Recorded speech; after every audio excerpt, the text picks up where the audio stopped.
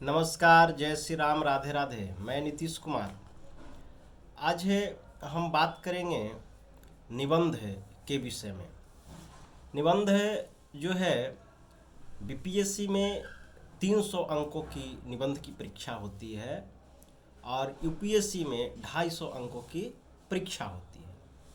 निबंध के विषय में थोड़ा हम जान लें कि निबंध का तात्पर्य यह है कि वह परीक्षार्थी के अभ्यर्थी के इंटरनल पर्सनालिटी यानी कि आंतरिक व्यक्तित्व के विषय में जानकारी उपलब्ध करवाता है।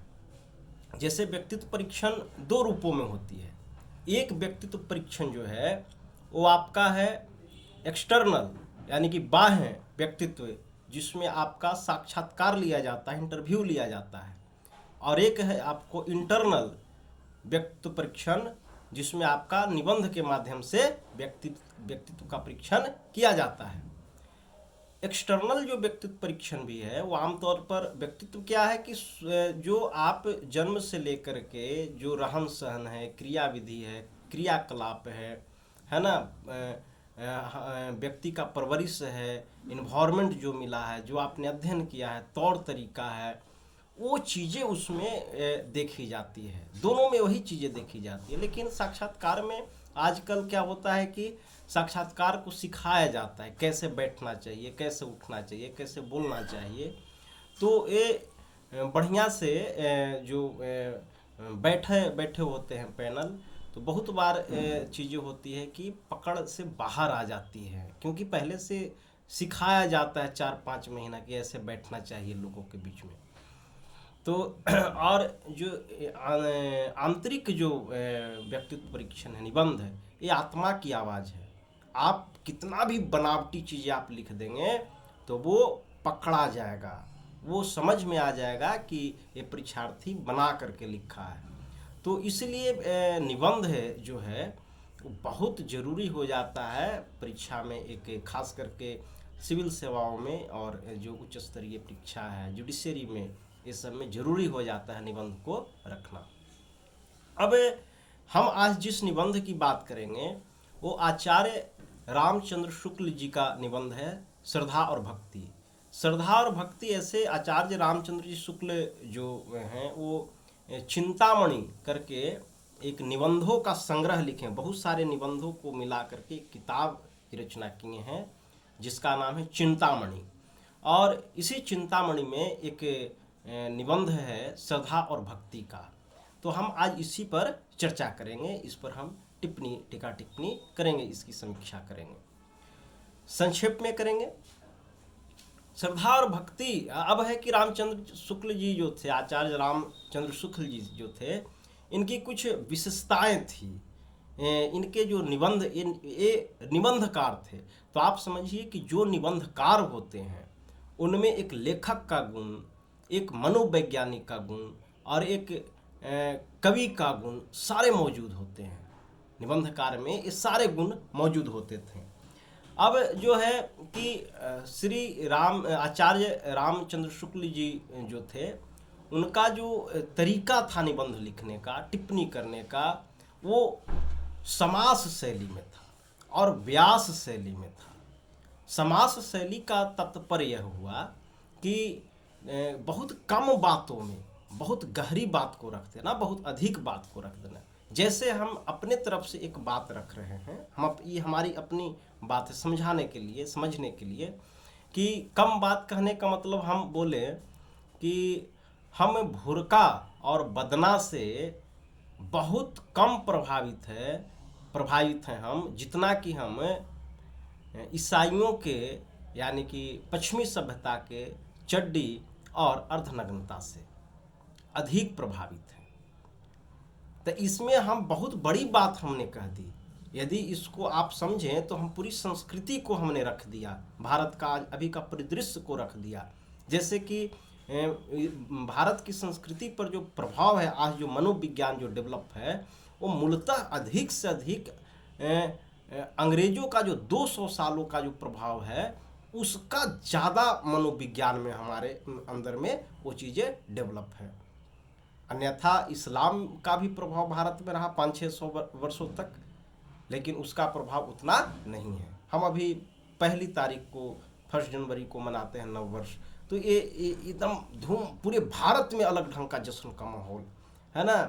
25 दिसंबर को मनाते हैं क्रिसमस, तो लेकिन हम बहुत सारे इस्लामों का त्यौहार को हम सेलिब्रेट नहीं कर पाते, ना मना पाते हैं। हम तो नववर्ष जानते भी नहीं कि इस्लामों का नववर्ष हिजरी संवत कब से शुरू है, कब भारत में शुरू हुआ और ख़त्म हो गया। तो कहने का मतलब है कि कम बातों में बहुत गहरी बात को रख देना, ये श्री राम आचार्य रामचंद्र शुक्ल जी की विशेषता थी। दूसरी थी व्यास शैली। व्यास शैली का तात्पर्य हुआ कि वो विभिन्न उदाहरणों के माध्यम से छोटे छोटे बड़े बड़े यहाँ से उदाहरण उठा करके वो चीज़ों को रखते थे और बताते थे। चिंतन पर आधारित भी इनका तीसरी बहुत बड़ी विशेषता थी कि चिंतन पर आधारित इनका निबंध होता था। तो इसीलिए इन्होंने जो किताब लिखा चिंतामणि, जो निबंधों का संग्रह है, इसी के आधार पर लिखा है, क्योंकि उसमें मनोविज्ञान, भाव, चिंतन पर उन्होंने आधारित निबंधों का संग्रह किया है, जिसमें एक है श्रद्धा और भक्ति। श्रद्धा और भक्ति के विषय में हम जानेंगे कि इसमें इन्होंने प्रेम, श्रद्धा और भक्ति के सूक्ष्म अंतर को, बहुत बारीकी अंतर को बहुत ब्रॉड सेंस में समझाने का प्रयास किए हैं, बताने का प्रयास किए हैं। प्रेम का जो तात्पर्य है वह अंधा होता है। प्रेम के संदर्भ में कहते हैं रामचंद्र शुक्ल जी कि यह प्रेम अंधा होता है। प्रेम पिता, माँ, है ना, भाई, सभी से हो सकता, ये सब से प्रेम होता है और ये अंधा होता है। पत्नी से प्रेम आता, प्रेमी प्रेमिका से प्रेम भी हो तो वो अंधा होता है, उसमें कारण नहीं ढूंढता है। जैसे अमूमन अभी के संदर्भ में देखिएगा तो माँ बाप का प्रेम क्या होता है, अंधा होता है। ना बेटा कारण ढूंढ रहा है और ना माँ कारण ढूंढ रही है कि प्रेम करने का। लेकिन जब कारण की समीक्षा हो जाए तो वो श्रद्धा कहलाता है। जब कारण ढूंढने लगे तो श्रद्धा। जैसे हम पिता से अटूट प्रेम है हमारा, पिता का भी पुत्र से अटूट प्रेम है, और यदि हम कारण ना ढूंढे तो अंधा होता है, अंधा है तो। लेकिन यदि हम कारण ढूंढे प्रेम में तो वो श्रद्धा कहलाता है। जैसे हम पिता में कारण है कि हमारे पिता बहुत चारित्रिक गुण से बेहतर हैं, हमारे पिता बहुत अच्छे हैं, कलेक्टर हैं, ईमानदार कलेक्टर हैं, हमारे पिता किसान हैं, अच्छे किसान हैं, ईमानदार किसान हैं, अच्छी हम लोग को परवरिश करते हैं, अच्छा सलाह देते हैं, तो हम उनके प्रति कारण यदि ढूंढ रहे हैं तो वो श्रद्धा कहलाता है। प्रेम जो होता है, प्रेम में घनत्व होता है और श्रद्धा में घनत्व नहीं होता, श्रद्धा में विस्तार होता है। प्रेम एकांत खोजता है, श्रद्धा जो है वो एकांत नहीं खोजता है। प्रेम एक दो से हो सकता है, श्रद्धा हजारों में हो सकता है ना। तो प्रेम और श्रद्धा में जो ये बारीकी अंतर, अब इस ढंग से समझिए कि श्रद्धा का एक आधार जो है, श्रद्धा क्यों किसी के प्रति रखेगा, श्रद्धालु श्रद्धेय के प्रति श्रद्धा रखने के लिए कारण कुछ होगा। कारण क्या क्या हो सकता है, तो इसका मूलतः तीन स्तंभ माने जाते हैं। जैसे कि एक सील से, सील का मतलब हुआ चरित्र से बढ़िया यदि रहे तो उसके प्रति लोग श्रद्धा रखते हैं कि नहीं बहुत बढ़िया आदमी है, अच्छा व्यक्तित्व है इसका, ईमानदार है, तो उसके प्रति लोग श्रद्धा रखता है। दूसरा ये भी हो सकता है धन से, बल से, बाहुबल से, रुतबा से, ये सारी चीजें आ जाती हैं। तो ये यदि किसी के पास रहे तो भी श्रद्धालु उसके प्रति श्रद्धा रखता है। वर्तमान समय में आप देखिएगा कि श्रद्धा हजारों से हो सकता है और श्रद्धा का उपयोग और दुरुपयोग दोनों होता है। इस समाज में आपको देखने के लिए मिलेगा। आप देखेंगे कि एक व्यक्ति श्रद्धा चोरों के प्रति भी रखता है, एक व्यक्ति श्रद्धा गुंडे के प्रति भी रखता है, एक व्यक्ति श्रद्धा चारा चोर के प्रति भी रखता है, एक व्यक्ति श्रद्धा जो है सदुपयोग में या इंटेलेक्चुअल प्रॉपर्टी जो विद्वान होते हैं उनके प्रति भी रखता है।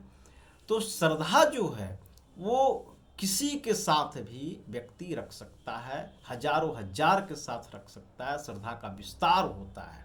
लेकिन प्रेम का विस्तार नहीं होता है। प्रेम में घनत्व होता है, वो एकांत खोजता है, प्रेम स्वप्न है। तो ये चीज़ें जो है प्रेम और श्रद्धा में जो बारीकी अंतर है, कॉमन डिफरेंस है, उसको ब्रॉड सेंस में आचार्य रामचंद्र शुक्ल जी ने बताया है, उसको व्याख्या किया है।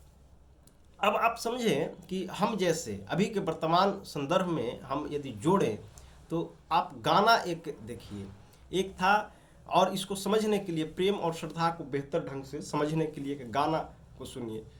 तुझे ना देखूं तो चैन मुझे आता नहीं, तेरे सिवा कोई और मुझे भाता नहीं। तो इसमें क्या दर्शाने का प्रयास कर रहा है? ये प्रेम को दर्शा रहा है कि एक आप ही हो, तुम ही हो, तुम्हारे अलावा कोई नहीं है हमारा।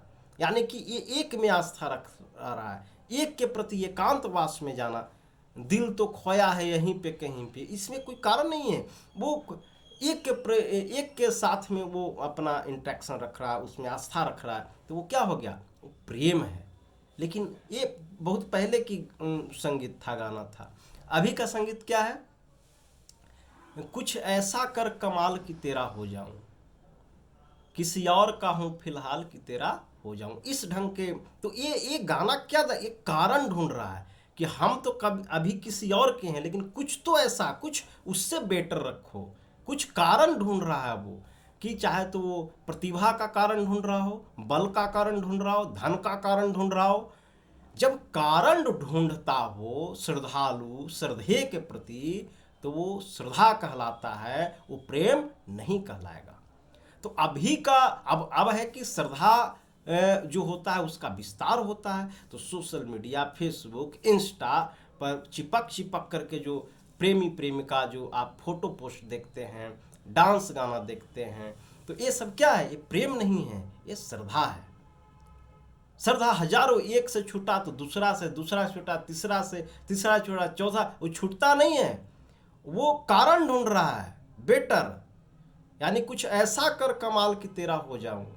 तो कुछ कमाल कर जो है वो कारण है, वो उसमें से रीजन ढूंढ रहा है, ताकि हम उसके प्रति बेहतर श्रद्धा रख सकें।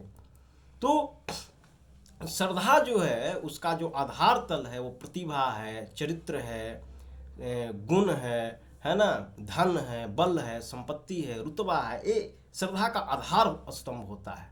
प्रेम का कोई आधार स्तंभ नहीं। प्रेम स्वप्न है, प्रेम अंधा है। वो एकदम, जैसे आप बिहार में एक बहुत बड़े चर्चित विद्वान थे हिंदी साहित्य के, मटुकनाथ जी। तो उनसे एक जूली नाम की लड़की से प्रेम हुआ, तो वो अंधा था प्रेम, उसमें कोई कारण नहीं। अब श्रद्धा में सामाजिक कारण भी हो सकता है, पॉलिटिकल बैकग्राउंड हो सकती है, प्रतिभा हो, कोई भी कारण यदि ढूंढता हो श्रद्धालु श्रद्धे में, तो श्रद्धा कहलाता है। अब है कि क्या जैसे अब है आपका भक्ति। तो भक्ति का जब श्रद्धा जो है और प्रेम जो है आपस में मिल जाता है, तो भक्ति कहलाता है। यानी कि हम श्रद्धेय के या किसी व्यक्ति के आचरण को, गुण को हम स्मरण करने लगें, उसके आचरण पर चलने लगे, तो ये भक्ति कहलाएगा। और जब हम उसके पूरे चीज को अडॉप्ट कर लें, आत्मसात कर लें, और उसी के जैसा हम व्यवहार करने लगें, तो ये अंधभक्ति कहलाएगा। तो देश में, देश की आज़ादी में राष्ट्रभक्ति, ये भक्ति जो समझ रहे हैं, ये बहुत जरूरी। बिना भक्ति का देश आज़ाद नहीं होता, क्योंकि हम अपने राष्ट्र को अपने अंदर में खोज रहे हैं। राष्ट्रवाद जो समझ रहे हैं, राष्ट्रभक्त जिसको आप बोलते हैं, तो भक्ति का तात्पर्य ही हुआ कि हम देश की आचरण को अपने अंदर में समाहित कर लिया, है ना। तो ये चीज़ें अपना व्यवहार उस ढंग से करने लगा, अपनी मिट्टी के प्रति हम वफादार हो गए, श्रद्धा हो गए, और प्रेम भी हो गया। तो ये क्या हो गया? भक्ति हो गया। प्रेम और श्रद्धा जब दोनों आपस में मिल जाता है, तो वो भक्ति कहलाता है। तो प्रेम, श्रद्धा और भक्ति को आचार्य रामचंद्र शुक्ल जी ने चिंतामणि नामक जो निबंध का संग्रह, जो किताब है उनका, जिसमें एक निबंध है श्रद्धा और भक्ति, उसमें बारीकी ढंग से बताने का, समझाने का प्रयास किए हैं उन्होंने। और यह भावपरक था, मनोविज्ञान, भाव चिंतन, भाव वाला इसमें, क्योंकि भाववेश वाली वो निबंध लिखते थे, तो भाव था इस निबंध में। तो इस प्रकार से जो रामचंद्र शुक्ल जी जो थे, समास शैली में, है ना, भाव में, मनोविज्ञान में चिंतन करके वो निबंध को लिखते थे। और ये निबंध काफ़ी प्रासंगिक रहा है इनकी। तो इस प्रकार से आज का निबंध का जो सार था, श्रद्धा और भक्ति, ये यही था। जय श्री राम, नमस्कार, धन्यवाद।